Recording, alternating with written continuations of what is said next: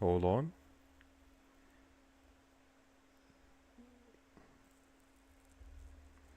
Hang on. Hang on. Just give it a minute.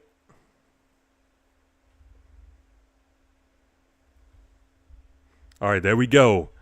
All right, YouTube, I am live. I'm live. This stream will be short. I'm doing nothing but reactions. All right, but first we looking at the bookmarks on X. Oh, okay. DDG humbled a millionaire who tried to clown him for streaming. All right, let's see. Twitch streaming shit. What do you guys got going? What do you got going? Yeah, we do. You know what? He kind of looks like what's his name? It's from the Alvin and the Chipmunks movie. Ian from Alvin and the Chipmunks, but except he's wearing like white sunglasses. Yeah. Hell yeah. Have a good night. I'm right. Bye. Merry Christmas. You said what? I said this is what kids think work is. What you guys are doing. It is. It's hard work. You don't think it's hard work? I think it's hard work, but I think I drive a Bentley and you guys are driving a Chevrolet. What you mean? Like, why is he talking about cars and like why is he trying to clown them for streaming? Okay. If I work hard and you work equally as hard, the question is how much do we make for that work? Yeah. Okay, so I make millions. So is this going to make you guys millions? I'll probably make more money than you. I don't think so. How much money you make? I don't talk about it. Swear I'll probably make more money than you. Okay, so now you're gonna flex that you're a millionaire, and now you don't want to talk how much you make. Okay, sure. You might. If that's so, then good job, man. Well, of course. Just letting you know, man. Here's my lesson though, my success lesson. Don't pursue your passion, pursue your competence. Because competence becomes success, success becomes more success, and that becomes passion. That's just weird, man. Dude, if you had to get humbled by DDG, that's just like getting humbled by DDG out of all people, who's known for not being humble. That's crazy. All right, let's see what the comments are saying. Oh, KSI, he responded. Bro dropped a gem at the end, to be fair.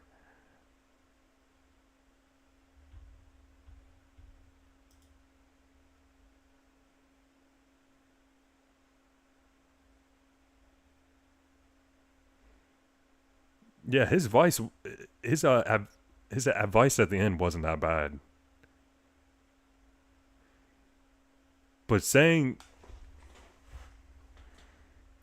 him saying that oh, I'm a millionaire, and then DDG said how much you make, and he said, oh, I don't talk about it. Like, dude, you brought it up. Oh, he said that's that streaming stuff. Nah, he probably a billionaire if he's saying that in LA. Maybe.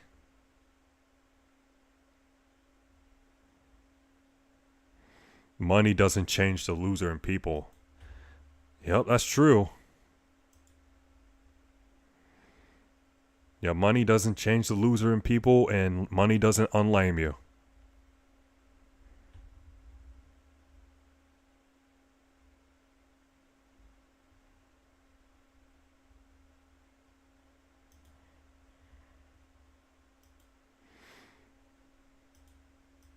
Alright, streamer King68 stole another man's girlfriend right in front of him. All day you respected it. Yeah, for sure. You know? For sure. I was like, me, never. Yeah. Alright, this girl's just looking at him.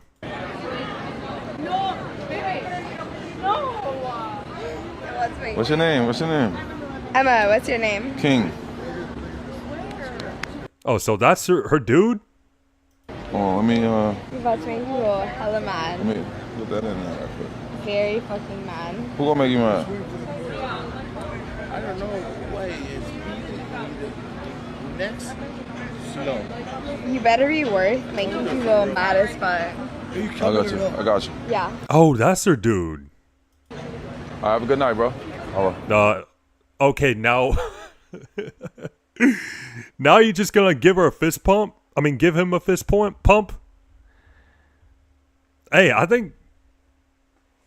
You know what? I think he gave him the fist pump because it's probably a thank you for exposing his girlfriend for being a cheater. That's probably why. All right, bro. Ciao. All right. That's an OD clip.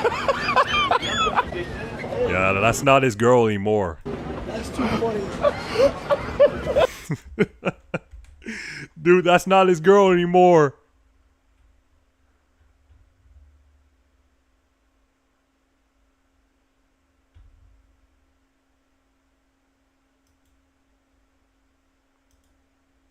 All right. This will not end well for Brandon Ayuk. Thoughts and prayers are with him. Hopefully someone in his inner circle will finally get in his ear before this somehow gets worse. Sad to see how bad things gotten. Okay, Ayuk driving a car. And he's driving really fast. 90 miles per hour?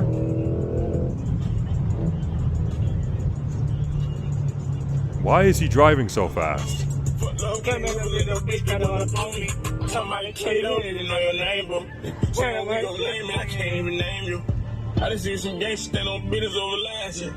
Alright, I don't know why bro's speeding.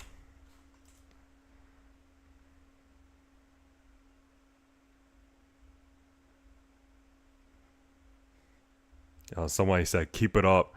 Yep, that is true. Keep it up or you'll be like Henry Ruggs. That is true. Dude, I still cannot believe this happened. I almost said KSI. What's his name? Andrew Tate.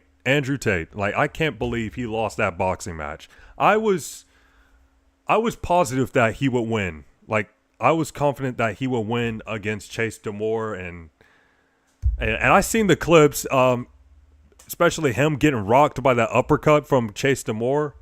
Like, I couldn't believe what I was watching.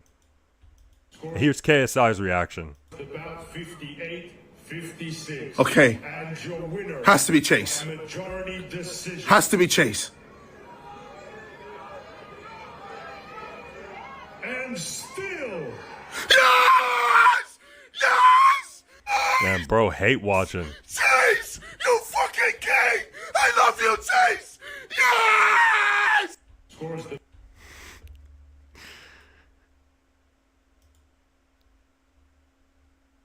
Okay, I already watched that already.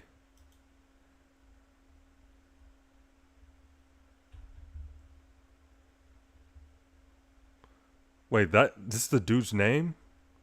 This is Ronnie Feng, a highly influential figure in the footwear and fashion industry. He is the founder and creative director of Kinf, a prominent lifestyle brand and retail concept. Feng is well known for his extensive history of collaborations with major brands like Asics, New Balance, and Adidas. He is often credited with helping to shape modern sneaker culture through his unique storytelling and premium design approach. His business, Kinf, does 300 to 350 million in revenue a year. Wow. Like, is that actually him? Yeah, but that dude was definitely weird just approaching DDG like that.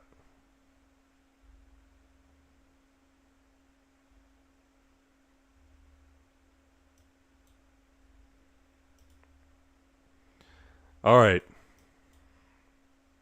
Jack Doherty and his crew got into a fight with former UFC heavyweight champion Andrei Arlovski at the Jake Paul fight last night.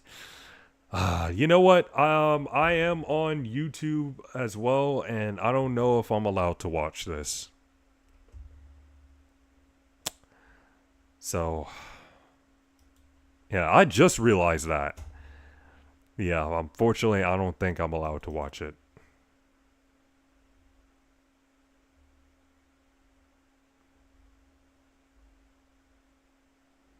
Wait, thousands of people showed up for Aiden Ross' 100K Christmas giveaway in his hometown of Visalia, California.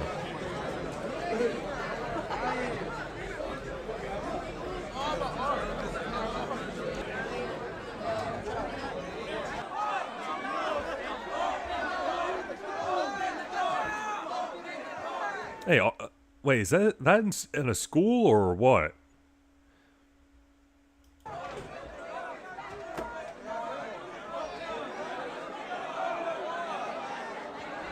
Yeah, Aiden Ross still got motion. Despite all the stuff that's been going on.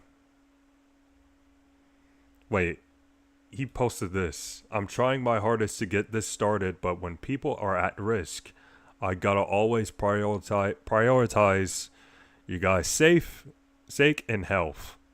I love you guys. I can't believe I'm back home. I just want to hug everyone and spread love and blessings. Yeah. Trying to do a giveaway. Oh, yeah, I heard LTG got banned.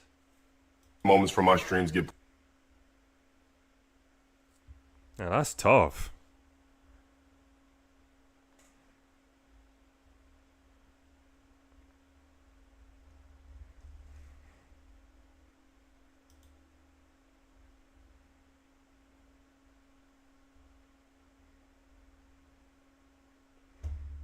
Yeah, Drake's stream gonna kick. Yeah, he's probably gonna gamble all stream.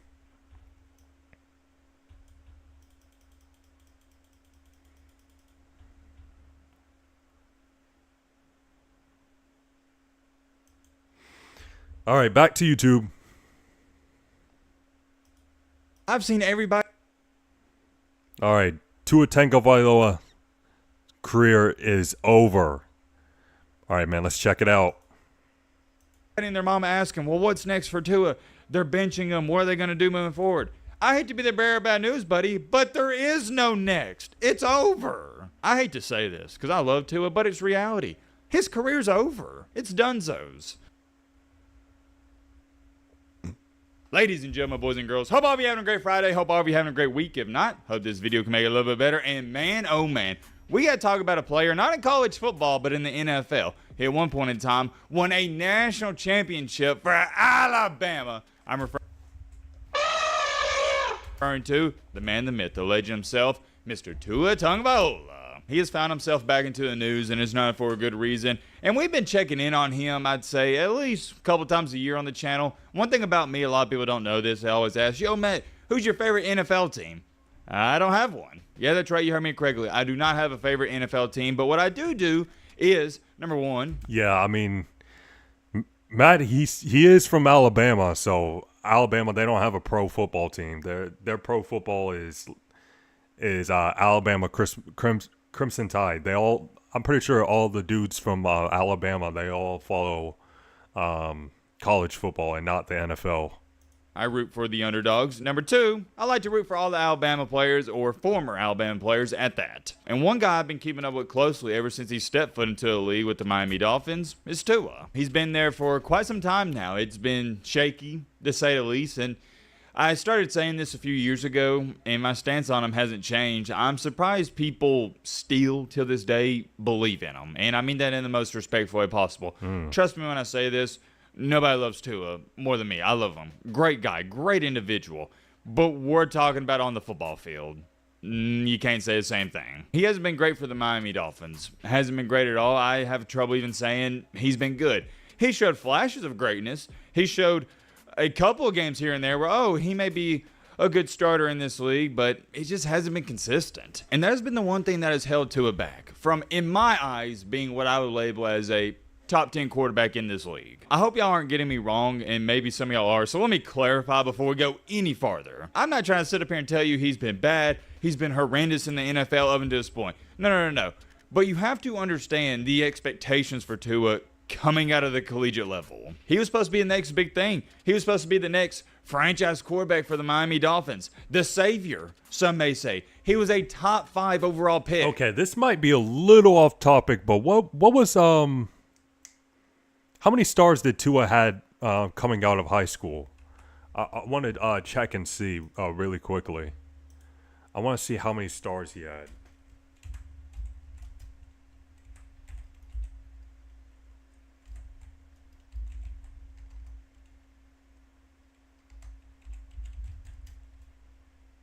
Stars.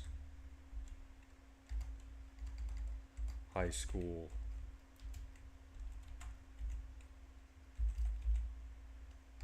Or I should say, how many stars did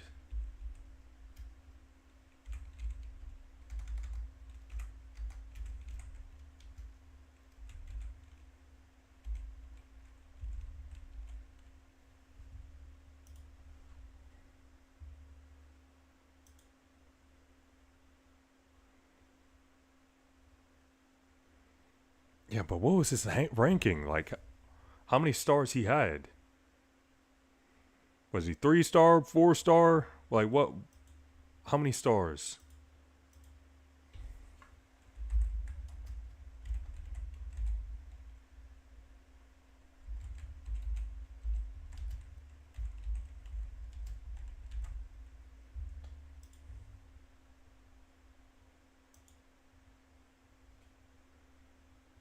He was a 4-star.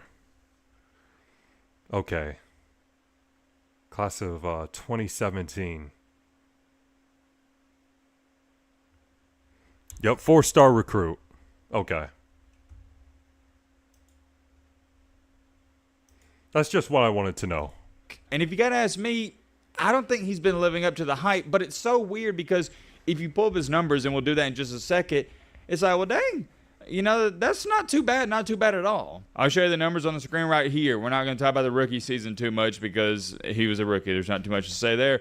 But in 2021, 16 touchdowns, 10 interceptions. You'll take that. QBR above 50. I mean, above, I was about to say 55. Above 50, for those of you who don't know, 50 is average. 2022 took a huge step forward. Huge step. 25 touchdowns, 8 interceptions, QBR of 70.6. That's amazing. If he could do that every single year, you take it. But in 2023, started to regress a little bit. Had 29 touchdowns, 14 interceptions, and his QBR went down to 61.5. Last year in 2024, 19 touchdowns, 7 interceptions, not bad at all, but QBR went down again, 57.1. And here we are today in the big 2025, 20 touchdowns, 15, a whopping 20 touchdowns and 15 interceptions. I didn't realize he had that many interceptions. My goodness. 15 interceptions. Season's not even over yet, which it may be. And the season's not even over yet. Him. I'll get to that in just a second. A little foreshadowing. QBR has dropped yet again to 36.7. That's abysmal. And the worst of his career. That's worse than his rookie season. You never like to see this in a quarterback. Staying stagnant or going down a little bit is fine. But when you look at his numbers from 2022 on, so we get a 4-year sample size, he's getting worse in every category. But I'm looking at these numbers, and they are better than what I anticipated heading into this video. They're really not that bad. Touchdown interception ratio is low-key fine. You'd take 25-8, 29-14, 19-7.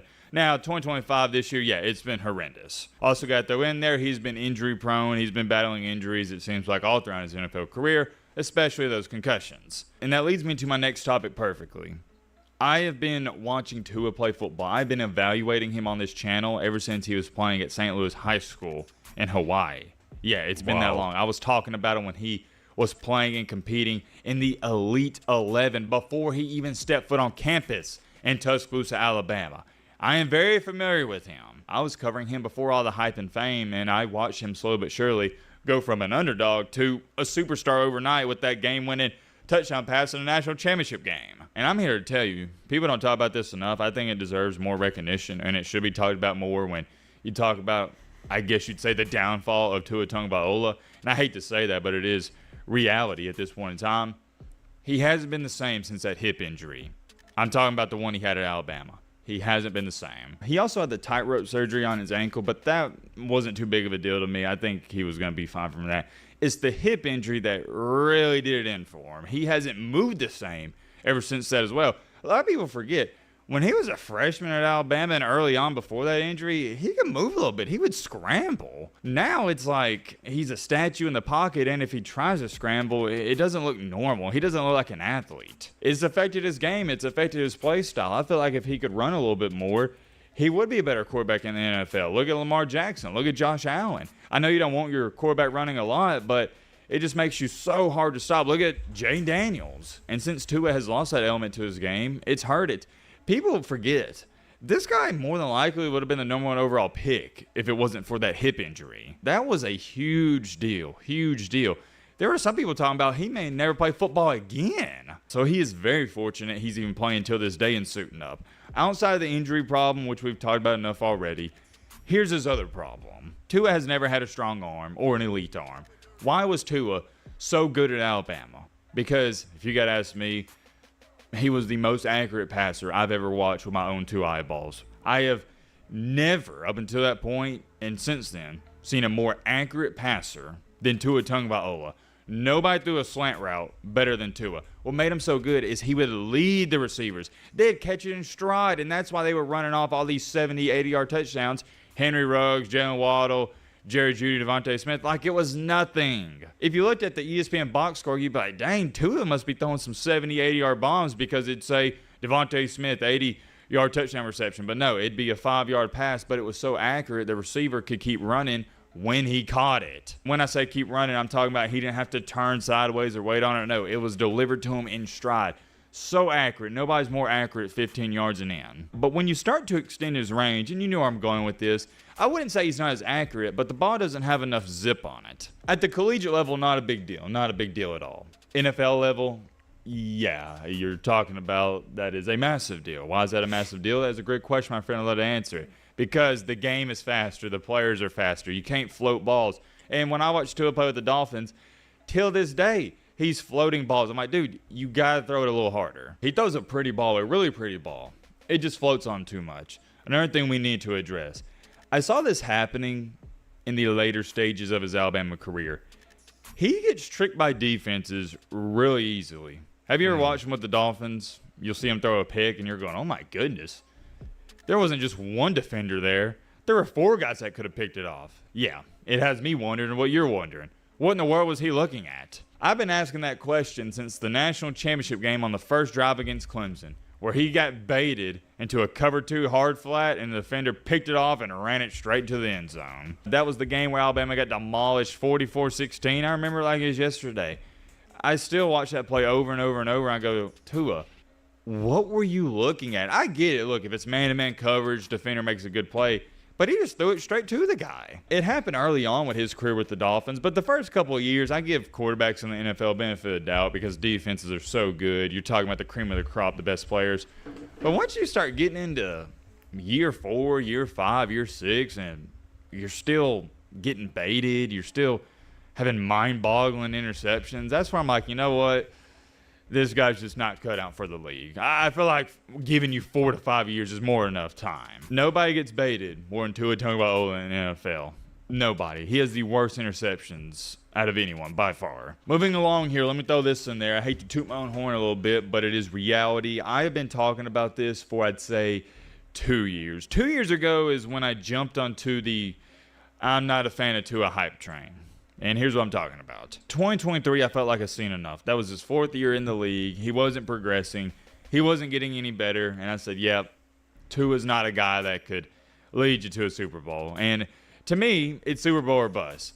Well, who cares if you're going 10-7, 9-8 every single year? That's pointless. That's actually a worse place to be in compared to if you were going 2-15. Here's why. I have the Super Bowl or bust mentality, and these GMs, they do as well. They don't care about going 9-8, 10-7 either, even if you make the playoff. I mean, well, it depends. It depends. Just try being a Steelers fan, Matt. That's all I'm gonna say. Just I know my Steelers won against the Lions, but try being a Steelers fan, Matt. And you win one game and get booted out. No, that's a terrible position to be in. That's just screaming, hey, we're going to be mediocre for the next 15 years. I much rather either go 15-2, win a Super Bowl, or 2-15 and get blown out in 15 games. Why do I have that mentality? Because if you're going 2-15, 1-16, you're going to get the number 1 overall pick or the number 2, 3, guaranteed top 5 pick, somewhere in there. Let me put it to you like this. If someone were to tell me, hey, Matt, you're going to be a Dolphins fan, and 9 out of 10 seasons, y'all are going to win one football game. You're going 1-16. However, every 10th year, you're going to go 16-1 and win a Super Bowl. I say, yep, sign me up. I'm game. Sounds good to me. I'd much rather do that than have 10 years of going, like we just talked about, 7-10, 8-9, 9-8, 10-7, and never winning a Super Bowl. Why do I have that mentality? Because it is Super Bowl. Yeah, I'm telling you, man, Matt, you would hate being a Steelers fan. Buzz. If you're not first, you're last, just like Ricky Bobby said. He's never going to be good enough to lead you to a Super Bowl. He's just not built for it. I've seen enough. His body, number 1, is not built for it. His arm isn't strong enough, and he doesn't make great decisions. Look, here's the thing. If you're going to have a noodle arm, that's fine. You can dink and dime your way to a Super Bowl. I've seen Tom Brady do it a couple times. But you can't have a noodle arm and be reckless with the football, and that's what Tua is. Just realized I forgot to bring this up if you didn't see the big-time news, and this is why I'm making the video. The Miami Dolphins have officially benched Tua Tagovailoa. He is now the emergency quarterback. He's QB3. They're benching him for the rookie. He went Quinn all the Ewers. way down to QB3, and now Quinn Ewers, the former Texas Longhorn, is the quarterback. And I'm a fan of it because it can't get too much worse. Did you see Tua's last game? It was pitiful. I've seen everybody and their mama asking, well, what's next for Tua? They're benching him. What are they going to do moving forward? I hate to be the bearer of bad news, buddy, but there is no next. It's over. This isn't a Baker Mayfield situation. No. Baker Mayfield was always a good quarterback. He was just in a terrible predicament. With Tua, no, he's been in a great situation. Yeah, and Baker, he didn't have a lot of injuries. He wasn't injury prone. With the Dolphins, they've given him every chance in the world, surrounded him with weapons. He's just not good enough. I hate to say this because I love Tua, but it's reality. His career's over. It's donezo's. At a certain point in time, you got to call an ace a spade is a spade. I don't know how you could even argue and say, oh, no, it's not over. What is your argument? Please, let me know in the comment section. You know what he is in my eyes now at this point in time as when I'm speaking making this video? I don't even think he's a fringe starter in the NFL. I think he's a bridge quarterback. That's it. Moving forward. He's a bridge quarterback. He'll be a decent backup, but that's it. Many more things I could say. We're going to end it off here. Let me know your thoughts down below. But Yep. That's, unfortunately, well, it's not the worst thing in the world. Being a bridge or a backup quarterback. You know, it's not the worst thing in the world. You know, Tua, he could stay in the league. He'll make a lot of money. But, yeah, I want to say this. You know, let's go back to the 2020 draft. And the Miami Dolphins coach at the time was Brian Flores. And some of y'all would know what I'm about to say here. Brian Flores, he wanted Justin Herbert. Justin Herbert was available. And I think the Dolphins had the 5th pick in the draft. Justin Herbert, once again, Justin Herbert was available. And the Dolphins decided to draft Tua. But Brian Flores, he wanted Justin Herbert. But the Dolphins decided to draft Tua. And turns out Brian Flores was right. And yeah, I know his head coaching at Miami didn't work out, but I'll say this, man. Brian Flores was unfortunately right about Tua. He was. But let's see what the Dolphins can do. Let's see what the Dolphins are about to do next. All right.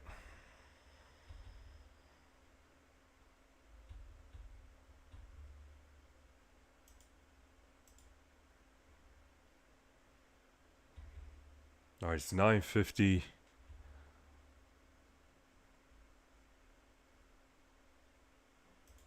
Francis Ngannou has completely fleeced the... All right, let's watch this MMA video. Hold on. Actually, first, let's see who uploaded.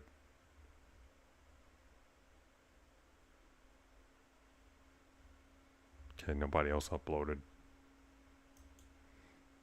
Well, I would say nobody else, but I might watch this later.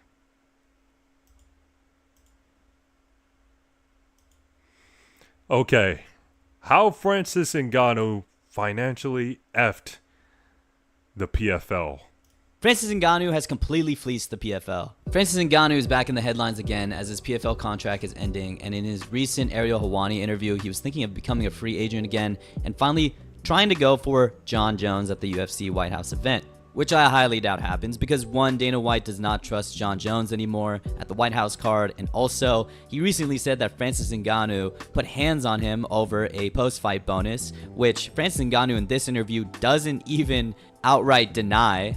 But with Francis's PFL contract ending soon and his desire to leave already and try to fight at the UFC White House event, it got me thinking about Francis's tenure or lack thereof in the PFL in the last 2-ish years. In the time the PFL had Francis, he's fought a total of 1 time, brought in abysmal pay-per-view numbers, didn't show up to the PFL of 1 time, brought in abysmal 10K buys. Had very low pay-per-view buys, reportedly around 10K buys, primarily on ESPN Plus. That is horrible. That is shocking. But I know it's the PFL and they're not as popular as the UFC, but still, that is extremely bad. That is terrible. Pay-per-view numbers, didn't show up to the PFL Africa event, which was something the PFL went out of their way to do for him, and fleeced the PFL in general for millions of dollars. Let's look back at this PFL Francis Ngannou experiment and look at just how bad it actually was. Let's go back to the beginning. It's 2022 and Francis Ngannou versus Jon Jones hype is through the roof. Francis Ngannou was coming off of a win in title defense against Cyril Gane, where he surprisingly got this done through his wrestling and proved to the world he was truly the baddest man on the planet. But in the aftermath of this fight, he injured his MCL and ACL. During his recovery, Jon Jones was getting big, like really big, trying to match the size of Francis and return to the UFC as a heavyweight to achieve true GOAT status and become 2-division champion. But before we could see this legendary super fight happen, Francis Ngannou would shock the world and make a move no one saw coming. In a crazy turn of events, Francis Ngannou would announce that he would be leaving the UFC and would be signing to the PFL. He cited a lot of gripes in his new UFC contract. For one, he felt like he wasn't free in his new UFC contract as he couldn't do things like go into boxing. He also wanted to get health insurance for the bottom fighters and couldn't get that either. He wanted sponsorships for those guys too and got shot down, and felt like instead of trying to work with him on his requests, he just got slapped in the face with more money. This led to signing with the PFL, who pretty much bended the knee to Francis Ngannou and got him everything plus more. The PFL got him millions of dollars. He became the chairman of PFL Africa, a newly created regional league for African fighters. He created the PFL's new pay-per-view super fight division, which was a 50-50 revenue split between fighter and promotion. He guaranteed his opponents $2 million, and they let him have the freedom to fight professional boxing matches, which of course led to his fights against Tyson Fury and Anthony Joshua. He literally got everything he wanted, and it looked game-changing. I remember a lot of us were unsure if leaving the UFC in the height of his career was the correct move, especially with a looming super fight probably underway, and reportedly he walked away from $8 million. But he proved us wrong. He got pretty much everything he wanted by leaving the UFC. And at the time, it looked like a good move for the PFL. As a new MMA organization, it's really hard to compete against the UFC. They literally have all the biggest names and the best talent in the MMA world, and everyone wants to see the best fight the best. With the PFL signing a huge name in Francis, that was supposed to set the precedent that MMA fighters in their prime don't just have to join the UFC, they can go to the PFL as well and make way more money. This was starting to look like actual competition for the UFC. But before Francis Ngannou was going to change the MMA world, he had to chase the bag first and go into boxing. When Francis finally got the green light from a fighting organization to be able to box professionally, he immediately went to the top to fight arguably the best boxing heavyweight at the time in Tyson Fury. And he gave us an unbelievable moment when he dropped Fury in the third and made the I couldn't believe that happened. Like, I didn't watch the fight, but I couldn't believe Francis Ngannou knocked down Tyson Fury. And boxing looked like a absolute joke. Just when that happened, it was just embarrassing for boxing. Just having a MMA fighter knock down the best heavyweight at the time, Tyson Fury, and knock him down. Like, just knock down Tyson Fury.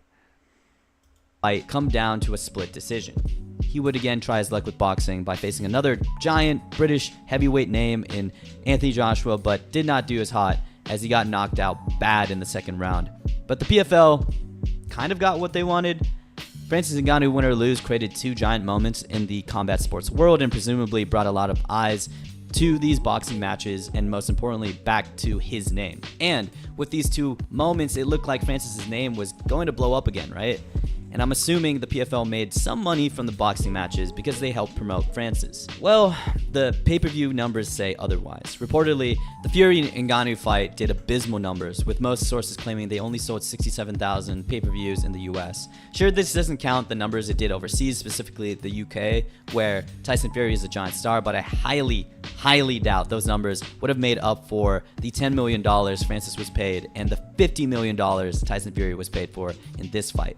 And then the Anthony Joshua fight, even worse, with most reports saying the pay-per-views were only about 4,600 on traditional television pay-per-views. Granted, of the 67,000 pay-per-view buys that came from the Francis Ngannou-Tyson Fury fight, 11,500 were traditional television pay-per-view buys. I don't really know why I couldn't find total pay-per-views across all platforms like DAZN. But considering we can't find a number on DAZN numbers or anywhere else you can get pay-per-views, probably means those numbers were really, really bad as well. Because usually when events do really good in terms of pay-per-view buys, promoters are really eager to tell everybody that it did millions and millions of pay-per-view buys. But since we can't find a number, it probably did bad. And you know the kicker? Francis was paid even more money. Twice as much, in fact, with a $20 million guaranteed fight purse by bringing in less than half of the pay-per-view buys than last time. So the PFL probably got chump change from any money generated from those two boxing events, if they got money at all. And if the pay-per-view buy numbers were any indicator of how many people were tuning into Francis Ngannou fights, well, their pay-per-view buys for his MMA return were going to be bad too. Francis Ngannou would finally make his return at the end of 2024 and fight Renan Ferreira. And though Francis would finish Ferreira, this fight generated next to nothing in terms of pay-per-view buys. On ESPN Plus, which was the main pay-per-view platform, it was reported that this fight only did about 10,000 pay-per-view buys. Again, despite the low pay-per-view buy numbers, Francis was paid a guaranteed $8 million, and because of Francis's contract, Ferreira took home a guaranteed $2 million. Francis, on paper, is one of the worst financial decisions you can make as a fighting promoter. Between these three fights, Francis Ngannou took home $38 million in guaranteed money while only raking in less than 100,000 pay-per-view buys total. Again, these are only the numbers I could find online, and they don't account for total pay-per-view numbers across all platforms, but I highly doubt that any number from those other platforms would have made up for the 38. You know, the PFL absolutely regret signing Francis Ngannou. They definitely do. They definitely regret it. $8 million Ngannou made. And Francis Ngannou continues to disappoint, and this time with something that he can directly control.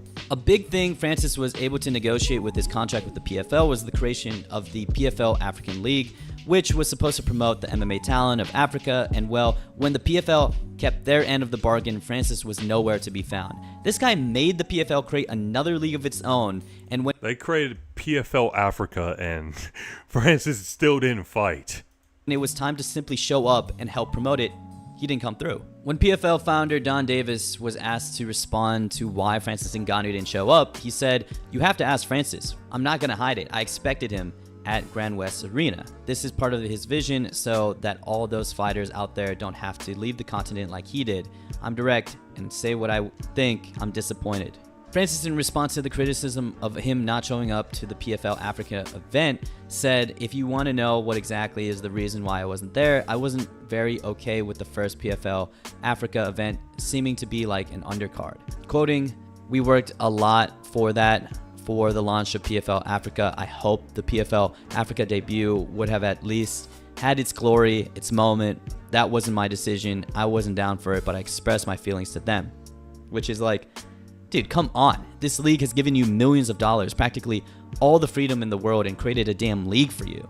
Even if it wasn't up to your standards, at least be a professional and show up to the first event. Yeah, And like that is wild. So they're gonna give you millions of dollars, and you can't show up to an event or help promote it? That's crazy.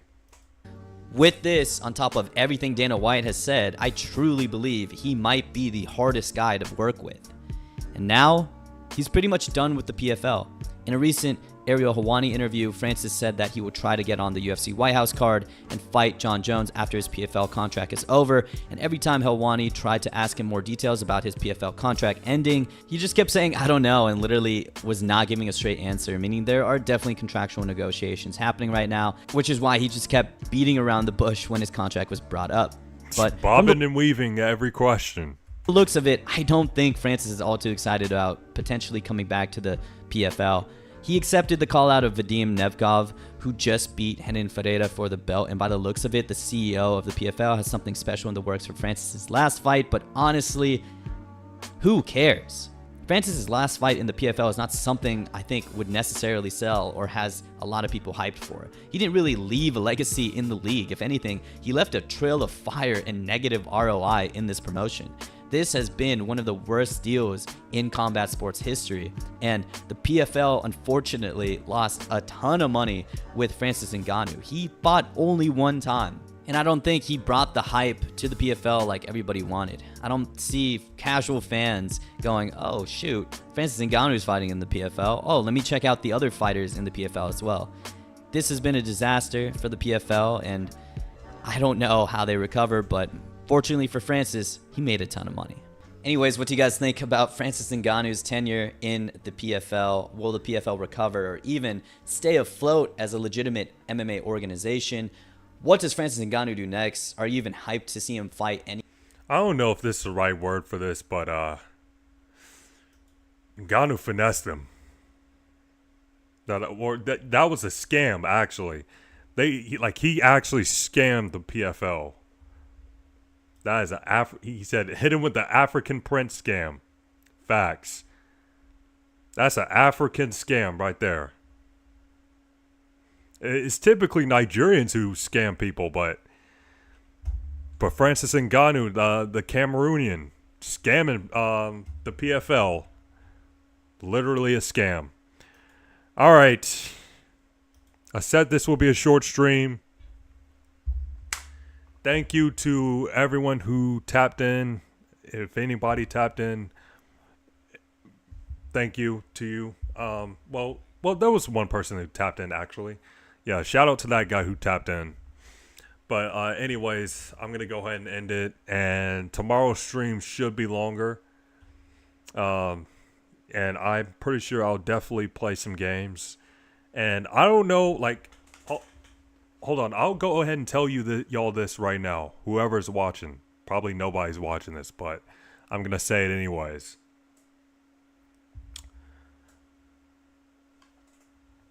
I might go out of town. I might go somewhere for a Christmas vacation. Or a holiday vacation. I might go somewhere. And if I do, I expect, well, I shouldn't say expect, but don't be surprised if I do an IRL stream. I'll say that. If I'm going anywhere for a holiday vacation. So don't be surprised. I'm warning y'all. Don't be surprised if you see an IRL stream from me. Just saying. But anyways, have a good night.